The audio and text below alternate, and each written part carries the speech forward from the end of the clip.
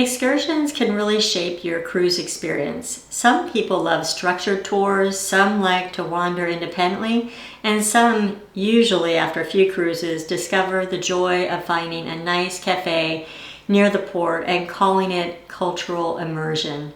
Today we're going to share what we've learned over years of cruising, including a few mistakes and some strategies that have made port days a lot more enjoyable. And honestly, this topic matters even more as you cruise more. Early on, we wanted to do everything. Ruins, cathedrals, beaches, museums, cooking classes, zip lines. Well, that was me trying to be young. Now we focus more on comfort, pacing, and choosing experiences we'll actually enjoy instead of just checking boxes. And we're going to cover ship excursion versus independent tours, when to book ahead or not, what happens if you're back late to the ship, ports that are easy to DIY, ports where excursions really help, and how far some famous ports actually are from where you dock. And yes, we'll share a couple stories where things didn't exactly go as planned. Let's start with the big debate. Cruise line excursions versus independent tours. Now, ship excursions usually cost more. There's no sugarcoating that.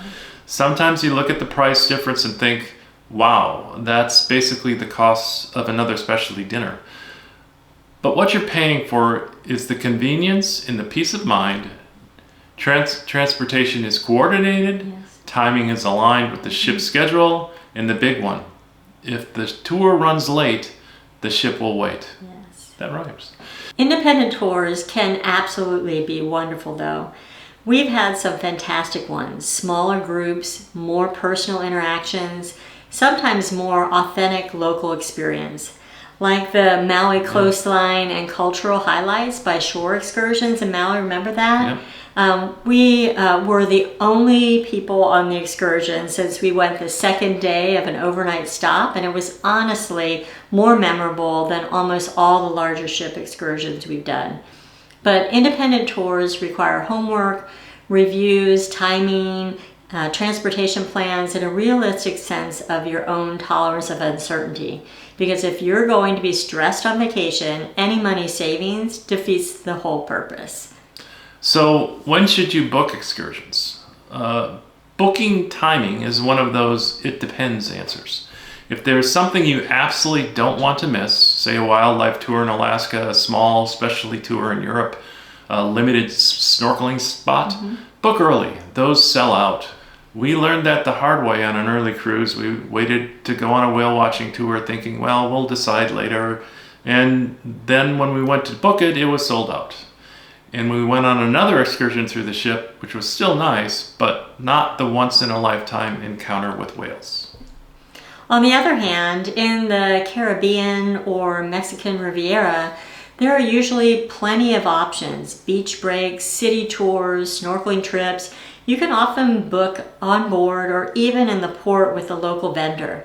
And flexibility can be nice. Some mornings you wake up thinking, do I really want a 6-hour excursion today? Or a leisurely breakfast and a waterfront margarita? Yeah. Well, what if you're late getting back? That's the big question. This is where the difference between ship excursions and independent tours really becomes a real thing. Ship excursions running late, the ship will wait, or worst case, it'll help you coordinate getting back to the ship. Independent tours running late, well, that is your problem. And we've witnessed the pier sprint. Yes. If you cruise enough, you'll eventually see it, passengers running while the ship crew is rolling up the dock and watching the clock. It's funny, until you imagine your luggage, maybe your passport, sailing away without you. Yeah, we luckily have not had a close call like this since we built generous buffer time, usually at least an hour before all aboard, sometimes more if traffic could be unpredictable. Stress prevention is underrated if you're traveling, on any cruise. Well, let's talk about the best ports to explore on your own. Some ports are just made for independent exploring. Caribbean favorites like Aruba, Grand Cayman, St. Martin, and Old San Juan in Puerto Rico are easy to navigate. Walkable areas, taxis readily available, lots to do near the port. In San Juan especially, there's colorful streets, forts, shops, cafes. You can just wander around all day. If you're doing a Canada cruise, almost all the stops are great for independent exploring. Yeah, Mexican Riviera ports too. Cabo San Lucas is great for independent exploring. The water taxis, beaches, restaurants are all nearby. And Puerto Vallarta has that fantastic Malecon boardwalk, the art, ocean views, street performers, perfect kind of low pressure day. And Mazatlan, the historic center, has really improved. It's safe, interesting, and easy to explore. Plus, sometimes the best memories aren't formal excursions. One of my favorite was simply finding a beachside cafe, chatting with locals, and watching boats come in. Zero schedule, maximum enjoyment. So let's talk about the ports in the U.S. They are easy mode. U.S. ports might be the easiest of all. Yeah. Key West, Honolulu, Seattle, San Francisco, familiar language, straightforward transportation, excellent infrastructure, and a typical monetary unit. And if something unexpected happens, you're dealing with a system you understand. Also, navigation apps work beautifully. Medical facilities are easily accessible, and you don't have currency conversion and language barriers. Those are great ports for relaxed exploring.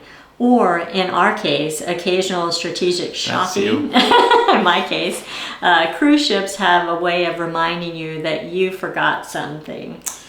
All right, well, let's talk about the ports where an excursion is really a good idea. Some ports really benefit from an organized excursion. European cruises are classic examples. Rome from Civitavecchia is about an hour away. Florence and Pisa from Livorno are a serious day trip. Paris from Le Havre is a very long day. DIY is possible, but it requires careful planning, and honestly, sometimes the ship excursion simplicity is worth the extra cost. Yeah. Same with some certain Caribbean stops. The Mayan ruins from Cozumel or Costa Maya, for instance, long drives, logistics, and timing.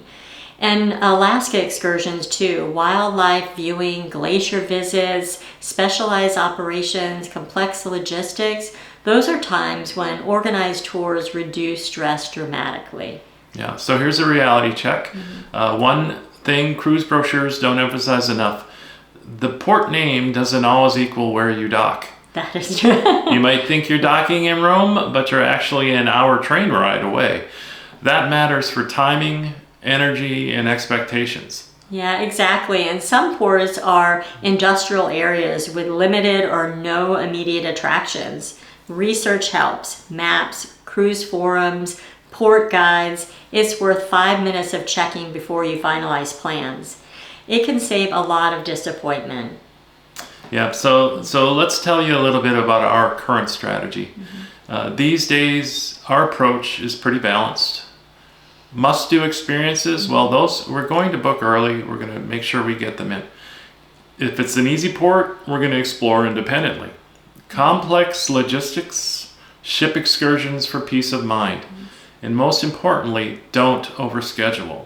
We've learned that being slightly underplanned often leads to better days off than being overbooked. And allow flexibility. Some mornings you just want a slow breakfast, a stroll, maybe a beach chair. Vacation doesn't have to be efficient. It just has to be enjoyable. So in closing, that's our excursion philosophy after years of cruising. Less rushing, more enjoying. We'd love to hear how you handle excursions. Is it ship tours, independent tours, explore solo? Drop it in the comments. Experienced cruisers always have great insight. And if you enjoy cruise conversations like this that focus on comfort, practical planning, and enjoying the journey, well, stick around. There's more coming soon, and please hit the subscribe button and the thumbs up. Helps us out a great deal. And welcome to Calm Sea Cruise. Yeah, thanks everyone.